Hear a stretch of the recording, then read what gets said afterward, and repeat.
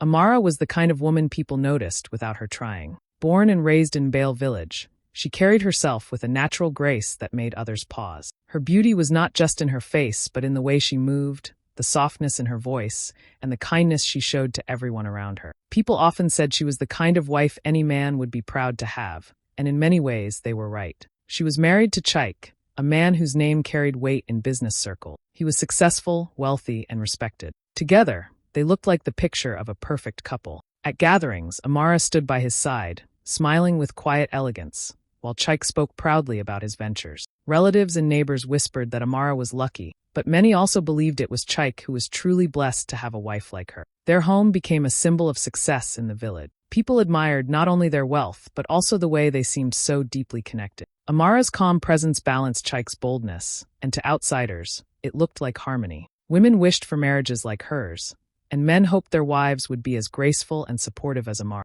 But what everyone saw was only the surface. Behind those admiring smiles and whispered praises, life was about to change. What looked unshakable from the outside was already beginning to crack. No one knew that storms were gathering, and Amara's silence would soon become her sharpest weapon. At first, Amara tried to brush it off. Chike had always been a busy man, and late nights were not new in their marriage. But this time, something felt different. He no longer came home with the same warmth in his eyes. The man who once rushed through the door to find her, to share a laugh or a story about his day, now walked in with a tired face and a distracted mind. He sat at the dinner table, but his attention was elsewhere. His phone lit up more often than usual, and he would quickly step outside to answer, lowering his voice as if the walls themselves were not to hear. Amara noticed these small changes. She noticed how he turned his body away from her in bed, how his hugs grew shorter, how his smiles no longer reached his eyes. The silence between them stretched longer each night, thick enough that she could almost touch it. Still, she said nothing. Her heart ached, but she kept her pain tucked away. She knew that asking questions might only bring lies, and Amara had no desire for half-truths. Instead, she told herself, patience reveals truth. She chose to watch him carefully, not with anger, but with quiet strength. She memorized the excuses: a late meeting, a call from a client, business in the city. She noticed how his cologne lingered when he returned home, as if he had been somewhere that required looking his best. She saw the way his eyes avoided hers when she asked about his day. Each night, when Chike slipped into sleep, Amara lay awake staring at the ceiling. Questions swirled in her mind, but she swallowed them. Tears sometimes filled her eyes, but she let them dry before morning came. To the world outside, she remained the same Amara, the graceful wife, calm and gentle. No one could guess that her heart was carrying a quiet storm. Her silence was not weakness. It was her shield. She believed that truth, no matter how deeply buried, always finds its way to light. So she waited, hurting inside but holding herself together. Deep down, she knew that the man she loved was slipping away, but she also knew that patience was her greatest weapon. The truth was coming, she could feel it, and when it came, she would be ready. It happened on a quiet evening when Amara least expected it. Chike had left his phone on the veranda while he stepped inside to fetch something. A call came through, and before she could move to hand it to him, the line connected on speaker. Amara froze when she heard a woman's voice, playful and soft, calling his name as if it belonged only to her. "Chike, when will you tell her about us?" the voice teased. Amara's heart sank. She stood still, her hands trembling, listening as her world slowly unraveled. The woman's name was Ngozi. She was younger, full of the kind of boldness that city life often gave. Amara listened in silence as her husband laughed, his tone warmer and more alive than it had been with her months. He promised Ngozi trips, whispered words of love, and spoke about a future that did not include the wife who had stood by his side for years. Each word felt like a knife cutting deeper, yet Amara did not move, did not scream, did not let her tears fall. When the call ended, she gently placed the phone back where it was and walked inside as if nothing had happened. Her heart was breaking into 1,000 pieces, but her face remained calm, her steps steady. She knew that if she broke down now, if she let him see her pain, it would only feed his arrogance. So instead, she carried her sorrow in silence. That night, while Chike laughed at something on his phone, Amara sat quietly beside him, her eyes heavy but her lips sealed. Inside, she was screaming. Inside, she was asking herself how the man she had sacrificed for could betray her so openly. She thought of the nights she stayed up helping him plan his business, the dreams she gave up to build his empire. And now, all of it meant nothing to him. Still, she told herself one thing over and over: this silence is not weakness. This silence is my weapon. She would not confront him with shouting or begging. She would not fight for his attention like a desperate woman. No, Amara would endure, watch, and wait. Her pain would not destroy her. It would shape her into something stronger. Later that night, when Chike finally fell asleep, Amara let herself weep quietly into her pillow. The tears flowed until her chest ached, but even then, she made no sound. Not a single cry escaped her lips. She cried alone, hidden from the world, because her dignity meant more than anything else. Amara knew now that her marriage was no longer the perfect picture others envied. It was broken, and her heart was breaking with it. But in the quiet of that night, she also knew something else. Her silence would one day speak louder than all his lies. The day of the family gathering was supposed to be a celebration. Chike's relatives had traveled from different towns, and Amara, as always, prepared herself to host with grace. She wore a simple but elegant dress, her hair neatly tied, her smile calm. She wanted to honor her husband's family, even though her heart was still carrying the wound of what she had discovered. But nothing could have prepared her for the humiliation that awaited her that day. When Chike arrived, he did not walk in by her side as he usually did. Instead, he entered with Ngozi, the young woman from the city, dressed in bright colors and flashing a bold smile. Whispers spread across the room almost instantly, but Chike did not seem to care. He pulled out a chair for Ngozi, filled her plate with food, and laughed loudly at everything she said. Amara sat only a few steps away, invisible in her own home. Relatives exchanged glances, their voices low but sharp enough for her to hear. "So this is the real reason he's been distant," one aunt muttered. Another whispered, "Poor Amara. She couldn't keep her husband." The words stung, not because they were true, but because they reduced her years of sacrifice into a single cruel judgment. In their eyes, his betrayal was her failure. Chike did not once look in Amara's direction. When relatives raised a toast, he lifted his glass toward Ngozi, his smile wide and proud, as though declaring to everyone that this new woman was his choice. Some clapped and cheered. Others shook their heads, but Amara remained still. She sat quietly, her back straight, her face calm. On the inside, her heart was breaking into pieces all over again, but outwardly she gave no one the satisfaction of seeing her pain. Her silence filled the room more powerfully than any words could have. Though they mocked her, though Chike ignored her, she held on to her dignity. She refused to let them see her cry, refused to lower herself in front of the very people who once called her the perfect wife. She thought of the vows she had kept, the nights she stayed awake waiting for him, the dreams she had set aside so his dreams could grow. Now he paraded another woman in front of her as if she were nothing. But Amara knew her worth was not measured by his blindness. Later, when the gathering ended, people left with stories to tell. They would talk about how Chike flaunted his mistress, how Amara sat in silence like a shadow. They would say she was weak, but Amara knew better. Her silence was not weakness. It was strength. It was the calm before a storm. And though no one saw it that day, she was already beginning to plan how to rise above the shame he tried to throw upon her. That night, after the humiliation of the family gathering, Amara sat alone in her room. The house was quiet, but her heart was loud with pain. She wept into her hands, the tears she had held back all day now flowing freely. Every whisper she had overheard, every mocking look, every careless laugh from Chike and Ngozi replayed in her mind like a cruel song. She let the tears fall, but only within those four walls. The world would never see her broken. Only she knew how heavy her chest felt, how sharp the ache in her heart had become. But as the night stretched on, her crying slowed. She wiped her face, sat upright, and stared into the darkness. She thought about her life, about the years she had given to Chike. She remembered the early days when his business was nothing but an idea, when it was her savings that kept them afloat, her long nights sketching designs, her careful planning that turned small beginnings into real success. She remembered putting her own dreams aside, her love for fashion, her wish to study further, because Chike had convinced her that his dream was their future. And she had believed him. She had believed in them.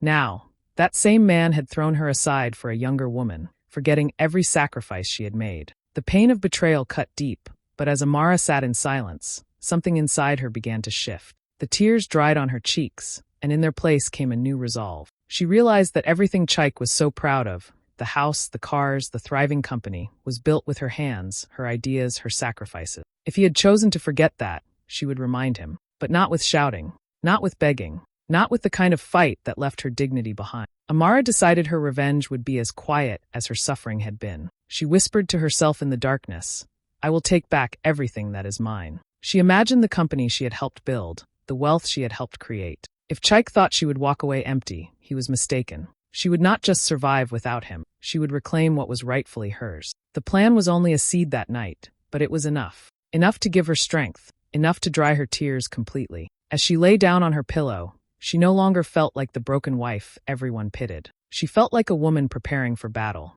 Her silence, once seen as weakness, was turning into a weapon sharper than any blade. When Chike slept soundly in the next room, dreaming of his new life, Amara stayed awake, already shaping her future in her mind. She knew the path would not be easy, but she also knew one truth: storms may destroy, but they also clear the way. And she was ready to rise from the ruins he left behind. A week after that long night of tears and quiet resolve, Amara took her first step. She traveled to Kampala, pretending it was for shopping and errands, the kind of trip she usually made. Chike did not bother to ask questions. He was too busy with his new distractions. That suited her perfectly. Behind her calm smile, she was carrying secrets he would never imagine. In the city, Amara walked into a lawyer's office. Her heart pounded as she sat across from him, but her face remained steady. She explained her situation without breaking down, speaking in the same soft tone she always used. The lawyer listened carefully, his eyes widening as she revealed how much she had contributed to Chike's business. She pulled out sketches, old notebooks filled with strategies, and receipts from years back, proof that the company had not only been Chike's dream,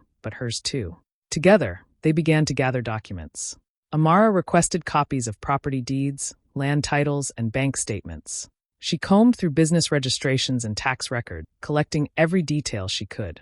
Each paper she placed into her file felt like a small piece of her power returning. She saw clearly now how much of the company's success had come from her designs and careful planning. Chike might have been the face of the empire, but she had been the backbone. Back in Mbale, Amara kept her movements quiet. She smiled when neighbors greeted her, cooked meals as usual, and even laughed softly when Chike cracked empty jokes at home. To anyone looking, she was still the same graceful wife. But inside, she was building her case, stone by stone, like a woman preparing for battle. Sometimes, late at night, she would spread the documents on her table, going through each one with determination. She studied the company's growth, the contracts she had signed in the past, and the deals she had advised Chike to make. She remembered the long nights she had stayed up designing logos, drawing fashion pieces, and planning strategies that had attracted investors. She realized, with a mix of pain and pride, that the empire he now flaunted with Ngozi's smile was actually hers in every way that mattered. Amara did not speak a word of her plan to anyone.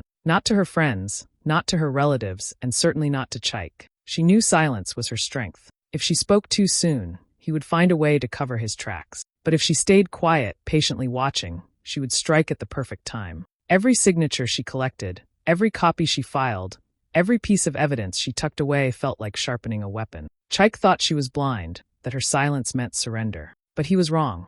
Amara was not surrendering, she was preparing. And when her moment came, she would turn his betrayal into his downfall, all without raising her voice. The day Chike had been waiting for finally came. He had planned a grand event in Kampala, a gathering of business partners, investors, and family. Whispers had already spread that he was going to introduce Ngozi not just as a companion, but as his new partner in both life and business. He was confident, proud, and blinded by his arrogance. Amara, quiet as always, was invited but ignored, as if her presence no longer mattered. To him, she was a shadow of the past. But Amara had been waiting for this very moment. While Chike polished his shoes and fastened his cufflinks, smiling at his reflection in the mirror, she was already several steps ahead. She had spent weeks preparing her silent war, and now the first strike was ready to land. As the guests arrived, Chike stood tall, Ngozi glowing beside him, her laughter filling the hall. He greeted investors, shook hands with friends, and soaked in the admiration. He felt untouchable. But just as he was about to make his big announcement, a court official walked through the doors. The room quieted instantly. All eyes turned as the man, dressed formally, approached Chike and handed him a thick envelope. The color drained from Chike's face as he opened it. Inside were court summons, official documents ordering the freezing of all his assets and business accounts. His properties, his bank balances, his beloved company. Every part of the empire he thought belonged to him was now locked in legal chains. Murmurs filled the room. Business partners exchanged uneasy glances, relatives whispered behind their hands, and Ngozi's smile faltered. Chike's hands shook as he read the words again, trying to understand how everything he had built could collapse in a single moment. His betrayal, which he had thought so carefully hidden, was now the very reason for his downfall. And Amara? She sat quietly in the corner, her face calm, her eyes steady. She didn't gloat, didn't smirk, didn't need to say a word. Her silence said it all. She had been watching, waiting, and now her patience had spoken louder than any confrontation ever could. Chike looked around the room, searching for support, but found none. Investors who had once trusted him now saw him as careless. Family members who had mocked Amara now looked at her with new respect. And Ngozi, the woman he had chosen over his wife, slowly stepped away, her hand slipping from his arm, as if she no longer wanted to be tied to a sinking ship. The humiliation burned deeper than any wound. In one single strike, Amara had undone him. She didn't shout, she didn't expose him with angry words. She let the law and the truth do the talking. The man who thought he could betray her in silence had just learned that silence, when wielded with wisdom, could be the deadliest weapon of all. In the days that followed the court summons, Chike's world began to crumble piece by piece. What he had built with pride was now slipping from his hands like dry sand. His phone, once full of calls from investors and business partners eager to meet him, grew silent. When he reached out, their answers were cold and short. Some didn't answer at all. Those who did told him politely that they no longer felt secure working with. The trust was gone. No one wanted to tie their money to a man whose assets had been frozen and whose wife had turned out to be the true architect of his empire. Chike walked into meetings expecting sympathy, but instead he found sharp stares and whispered laughter. The same people who once praised his boldness now mocked him behind closed doors. Friends joked that he had been blinded by his pride, that he had underestimated the quiet woman he thought was weak. He forgot who built his throne, one of them said, shaking his head. Every word cut deeper than a knife. At home, things grew worse. Ngozi, the woman he had paraded so proudly, no longer looked at him with admiration. She grew restless, her complaints louder each day. "How can I stay with a man who has nothing?" she finally told him, her eyes filled with disdain. With those words, she packed her bags and left. Just like that, the woman he had risked everything for abandoned him when the wealth and glamour disappeared. Chike sat alone in the same house that once rang with laughter and confidence. The silence around him was heavy now, not like Amara's silence, which carried dignity, but the silence of defeat. For the first time, he truly saw the truth. The empire he had called his was never his alone. It was Amara's ideas, Amara's sacrifices, Amara's steady hands that had built it. She had been the backbone of his life, the pillar holding up everything he flaunted. Without her, he was nothing more than a man with empty pockets and a broken reputation. Regret weighed heavily on him. He thought of the nights Amara had stayed up, planning by his side. He thought of the dreams she had let go so his could grow. He thought of her quiet loyalty, her patience, her grace. And then he thought of how carelessly he had thrown it all away for temporary excitement. The world he had mocked her with was gone. The woman he had insulted in public now stood taller than him without uttering a single word. Chike realized too late that Amara's silence had not been weakness. It had been strength greater than anything he had ever known. And now, stripped of everything, he could only sit in the ruins of his own pride, haunted by the truth that the woman he betrayed was the only one who had ever truly been on his side. The day of the court hearing arrived. The courtroom was filled with curious faces, relatives, neighbors, former business partners, all eager to see how the story of Chike and Amara would end. Chike sat at one side of the room, his face pale, his eyes sunken with worry. He no longer looked like the proud man who once laughed boldly in public. On the other side sat Amara, calm and composed. She wore a simple dress, her head held high, her silence steady. She did not need to speak loudly. Her presence alone demanded respect. The lawyers laid out the evidence. Years of financial documents, sketches, contracts, and designs that bore Amara's handwriting. They presented records showing her savings had kept the business alive in its early days, proof that her strategies had attracted key investors, and testimonies of those who had seen her working late into the night. Each piece was a reminder that Amara had not just been the wife at home, she had been the heartbeat of the company. Chike tried to argue, but his words sounded weak. He shifted in his seat as the truth unfolded piece by piece. The man who once believed Amara's silence was useless now saw how powerful it had been. She had kept records, remembered details, and preserved evidence while he was too busy enjoying his pride. Finally, the judge looked at Amara. In his voice was no pity, only respect. He acknowledged her sacrifices, her hard work, and her undeniable role in building the empire. Then, in front of everyone, he declared the ruling. Amara was to receive majority ownership of the company. The empire she had quietly built but was pushed out of was now legally hers. The courtroom erupted in murmurs.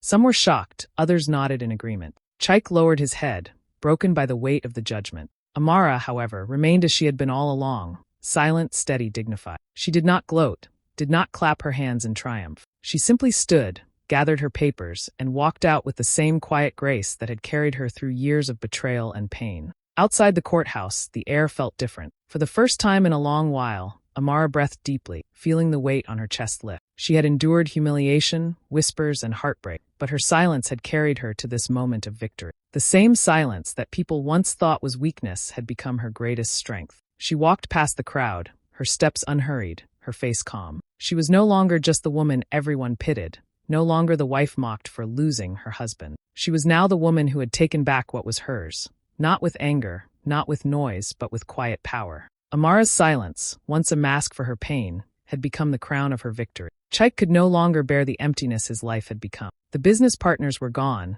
investors had walked away, and Ngozi had abandoned him without looking back. His once glorious empire now stood in Amara's name, and he was left with nothing but regret. One evening, broken and desperate, he knocked on the door of the home they had once shared. Amara opened the door, her face calm, her eyes unreadable. Chike fell to his knees, his voice trembling. "Amara, I was blind. Forgive me. I see now that you were the one who held me up. I see now that everything I had was because of you." His words poured out like water from a broken jar, but they could not undo the wounds he had carved into her heart. Amara stood still, listening, her hands folded gently in front of her. She did not shout, did not cry, did not ask him why. Her silence was heavier than any words she could have spoken. It pressed down on Chike, forcing him to face the truth, that he had destroyed the one person who had loved him the most. Tears rolled down his cheeks as he reached for her hand, but she did not move. Her quiet stare told him everything. She had given him years of loyalty, sacrifice, and love, and he had thrown it all away.